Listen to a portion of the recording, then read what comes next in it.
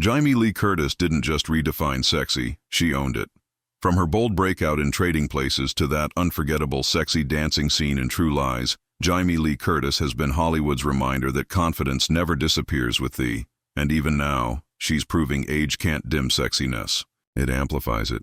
Jamie Lee Curtis just recently took a photo that left nothing to the imagination. Stay till the end because that photo she took might just be her most jaw-dropping moment yet. Try not to gasp when you see it. When the audience look at Jamie Lee Curtis, they are taken in by her confidence and sensuality. Jamie is a woman who has never been afraid to explore and own her sexiness. It's something she is immensely proud of, and she knows when and how to flaunt it to get the audience talking. But despite this brimming, unstoppable sexiness and the ability to turn the heads of her fans with a simple swing of her hips, Jamie Lee is much more than just a sexy actor. She is the ultimate survivor and such a tough character in movies. No one can forget her gritty portrayal of the relentless Laurie Strode, who fought against the supernatural to defend herself. Despite playing Laurie Strode for years and being such a sexy woman, there's still more to Jamie. In an industry that constantly tries to typecast actors, Jamie Lee Curtis made a career out of breaking molds. She have ended some comedic films. So she has scared fans with her horror movies, aroused fans with her display of sexiness, and also made fans laugh. In some movies, she combines all her elements: the tough woman, the sexy woman, and the funny woman. She did all of this in the 1994 blockbuster True Lies, which was a comedy action film. Fans who watched the film just couldn't stop laughing. But there was one moment where the laughs just dried up. And it wasn't because the scene wasn't funny. People were just distracted by something else. True Lies starred Arnold Schwarzenegger and Jamie as husband and wife. Arnold played a spy keeping secrets from his mundane wife, which Jamie played. One thing led to another, and Arnold created a fake situation where his wife can also act as a fake spy. This gives the ordinary wife a sense of purpose and the audience a show. The normal wife transformed before the audience's eyes into a captivating seductress, as Jamie does a little striptease. But here's the thing for Jamie. That iconic striptease wasn't just a scene in a movie. It was a moment of pure unadulterated power. She did that scene without a choreographer. All she had to go by was a quick run-through of scene marks and the Alone in the Dark by John Hyatt. Despite not having a clear direction of what she should do, Jamie was incredibly intense. She had around 100 crew members watching her, but she didn't drown in their gaze. She just closed eyes and let go and soaked herself into that moment. Her performance was so raw, so magnetic, that when she finished, there was pin-drop silence. She had just completely dominated the room. She had made magic and made the scene way sexier than the director James Cameron had planned for. Even he seemed affected by the performance. But he managed to snap out of it and approach Jamie to remind her that she needed to act clumsily because the film was a comedy and a moment of human clumsiness was the key to making that scene work. And it did. The scene came out as sexy and hilarious, but Noon was laughing. Everyone thought the same thing. Wow, that dance wasn't just a performance, it was complete control. She could dial the sexiness up and down on a cue. Now ask yourself, how many actors can command a room like that? That scene wasn't a one-off, and it was far from being Jamie's first attempt at commanding on-screen sensuality. If you rewind a full decade behind back to 1983, Jamie Lee Curtis was far more intense. She had developed a reputation as the horror pin-up queen, but she had become trapped in Hollywood's vicious cycle of boxing actors to one specific role, and she was desperate for a way out. She needed to prove she could do more than just scream. The opportunity came in the form of a steamy drama called Love Letters. The role was complex, emotional, and a great departure from anything she'd done before. And there was a catch, a big on. The part required several explicit nude scenes, and the studio was hesitant. They didn't think she could pull off the role of a sweet, young, naive girl. They saw her as too worldly, too tough. But Curtis fought for it. She had to. And this was her ticket to a new career. She agreed to take on the role for a shockingly low fee of just $25,000. She was a rising star, and she took a massive pay cut for a chance to be taken seriously. In Love Letters, she played a young woman entangled in a passionate, complicated affair, trying to recreate her mother's epic romance. The film was raw, emotional, and yes, intensely erotic. For a young audience at the time, it was a revelation. One viewer from 2012 recalled being surprised that the actress had immense talent that was far greater than just being a scream queen. Another fan perfectly captured the male gaze of the era, commenting that Jamie Lee Curtis was a pleasure to behold. What is your opinion of her? With the positive audience reaction, it became clear that Jamie Lee Curtis wasn't just a one-trick pony. She had the it like Clara Bow and Marilyn Monroe. She was a serious, sensual leading lady and had successfully broken the chains of her horror typecasting, using her sexuality as the key. But things weren't as they seemed. This newfound power came with a cost. While she was proud of her work and the career shift it enabled, was she entirely comfortable with the price of admission? She had fought for the role in Love Letters, yes. But was she fighting for the nudity itself, or for the acting opportunity that in the 1980s unfortunately required it? A new question began to form. Would the very sex appeal that liberated her from horror films and love letters, and empowered her in True Lies, become a new kind of trap? The journey of owning hair-image was far from over. But before the might of Hollywood, she was Jamie Lee Curtis. And Hollywood was the enormous institution that could build and destroy. Jamie was almost destroyed. She felt so empowered and proud of her work in True Lies and saw Love Letters. But there is another earlier nude scene that made her feel weak and small against the might of Hollywood. So, what's the difference between a striptease that makes you feel like a badass and one that leaves you feeling weak and embarrassed?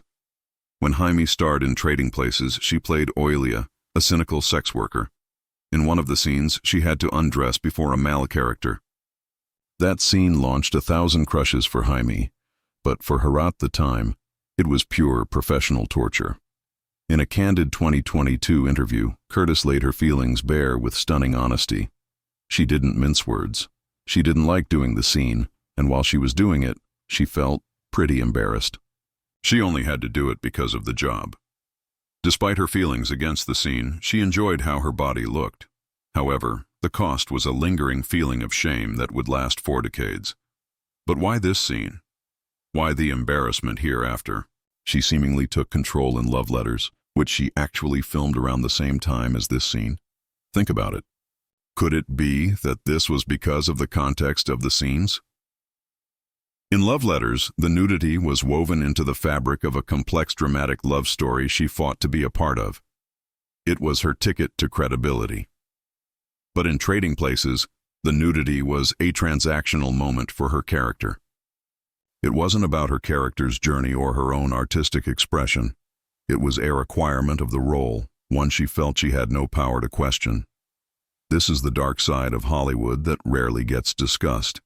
The difference between chosen sensuality and obligatory exposure.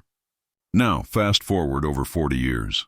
The young embarrassed actress is gone. In her place is Jamie Lee Curtis at 66, an Oscar winner, a mother, a wife of over 41 years, and a woman with a fiercely refined perspective. So, what? Does she say now about ever doing a scene like that again? Her answer is an immediate, forceful, and absolute no. She stated, "I wouldn't do it today. It's the last thing in the world I would do now." But her reasons are profound and deeply personal. They aren't about shame anymore. They are about evolution. She anchors her refusal in the life she's built. I wasn't married then. I'm a mother of children. Absolutely not. Can you see the shift? The embarrassment of her 21-year-old self has transformed into the protective, grounded principles of a woman who knows exactly who she is. Her body is no longer just a tool for Errol. It is linked to her identity as a wife and a mother. It's a boundary she's drawn with concrete, a line she will not cross for anyone. She has put those skin-bearing days firmly behind her. But then just when you think you have Errol figured out, Jamie Lee Curtis does what she does best. She threw the audience a curveball. If she's so against on-screen nudity now, how do we explain what she did in October of 2022? Suddenly, her Instagram feed presented something that made everyone do a double take. There she was, 63 years old at the time, posing completely nude for a stunning artistic photo shoot. Well, there was a rock in front of her hiding most of body. However, there is enough sexy display of her skin to make heads stun. Hold on, you are probably, how does this match? She won't do nudity for a movie, but she'll do it for a photo, for Instagram. This seems like a contradiction, right? But is it really? Look closer. This wasn't the Trading Places nudity. This was something entirely different. In the photo, she is herself a force of nature, strong, confident, powerful, and using only a strategically placed rock for coverage. The backdrop is a wild, natural landscape, and she looks less like she's hiding and more like she's emerging from the earth itself, like the Greek primordial goddess Gaia. This was nudity in her terms. It wasn't for a director, a script, or a studio executive. It was for her, an art of their own making. The photographer Ryan Pfluger, whom she admired, took this picture, and he captured her not as a character, but as herself. A woman who is no longer in her prime, but has embraced her body with intelligence and grace and dignity and verve and energy. She was defying every single convention, age. She was proving it's just a number, marriage. Her 41-year union with Christopher Guest wasn't a chain holding her back. It was the foundation that gave her the security to be this boldly herself. Jaime wasn't breaking her rules. She was writing new ones. She joked about the photo, bringing her signature humor to it, but the message was deadly serious. She was in command. This was the final masterful step in her journey with her own image. She went from being forced towndress for a job to using nudity to advance her career, to finally reclaiming it completely as a form of personal and artistic expression. So then what changed? The answer is simple. Everything did. The nude scene in Trading Places was something done to her, but the artistic nude photo was something she did for herself. One was an obligation of youth, the other a declaration of power at an older age. She showed us that the real power in Hollywood isn't in taking your clothes off. Anyone can do that, but knowing exactly when, why, and for whom you choose to do it. And that is a lesson that goes far beyond the silver screen. However, is nudity really necessary in filmmaking, or is Hollywood insisting on it to objectify women? That Hollywood insistence on nudity is why some of its stars do extreme things to stay sexy and relevant. Jaime is of the opinion that stars should age naturally, and because of this, in July 2025, she has declared a war on plastic surgery and called it a genocide against women. In a world screaming at women to fix, change, and improve, Jamie Lee Curtis is standing firm, lines, wrinkles, and all, declaring that the most beautiful thing you can be is yourself. At 66, she has reached a point of radical self-acceptance. She's not just rejecting plastic surgery. She's championing the beauty of the unaltered, the real, the aged, and the human.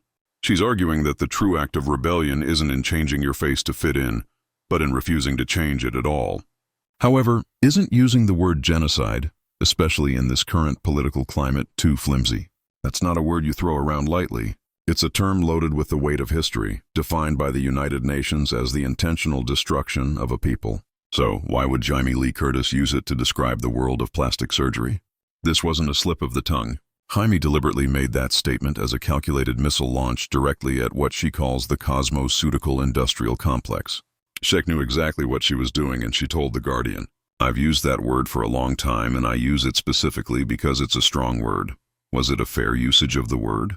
Jaime knew it would cause an uproar, and she did it anyway because she wanted people to talk about what she believes is the world witnessing the erasure of natural human appearance, and people aren't doing anything about it. She sees a world where women are being sold a lie that their aging faces are problems to be solved, their natural features are flaws to be fixed, and she absolutely hates it. Think about that for a second, is she right? Look around at the filtered selfies, the pillowy lips, the frozen foreheads that have become the new normal.